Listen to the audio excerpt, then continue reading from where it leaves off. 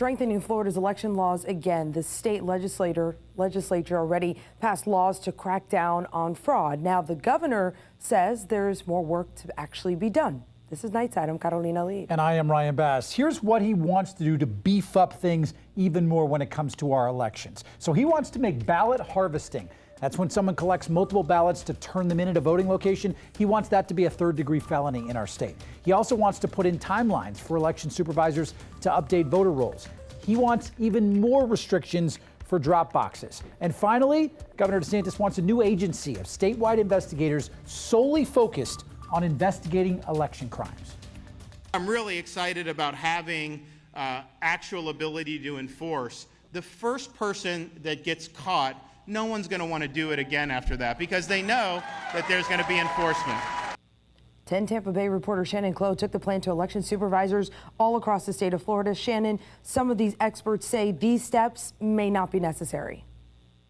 Well, listen to this. The supervisor of elections in Manatee County, Michael Bennett, says in his 10 years, only one person has been prosecuted for election fraud. And while crime isn't an issue in Manatee, Governor DeSantis is making a big push for the entire state to crack down on fraud.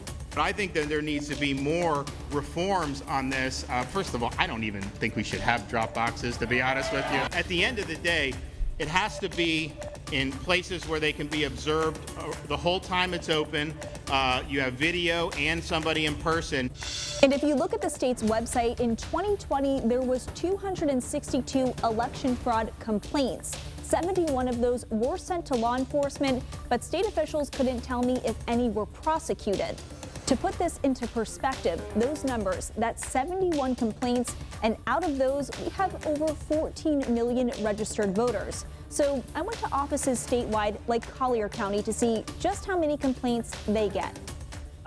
Election fraud, election crime, voter fraud, very rare. As I mentioned, we only turned over 8 names in 2020, and they weren't even prosecuted because there was no crime intent there. Florida does it right. I think that Collier County and all the election officials throughout the state of Florida have we have great controls in place. It's very easy to vote in the state of Florida, and it's very difficult to cheat. Obviously, we're going to follow any legislation that's passed. It's part of our job as election administrators.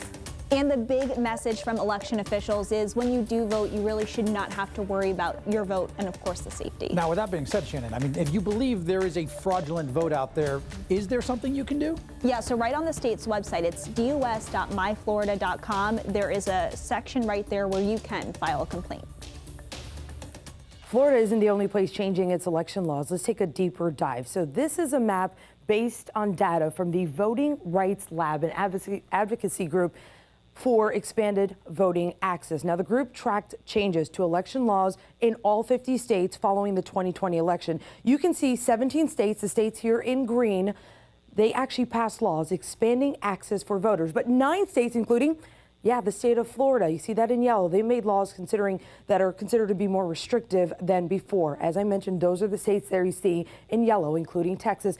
As for the purple states, they didn't really make any major changes. Again, there was no evidence of widespread voter fraud in 2020.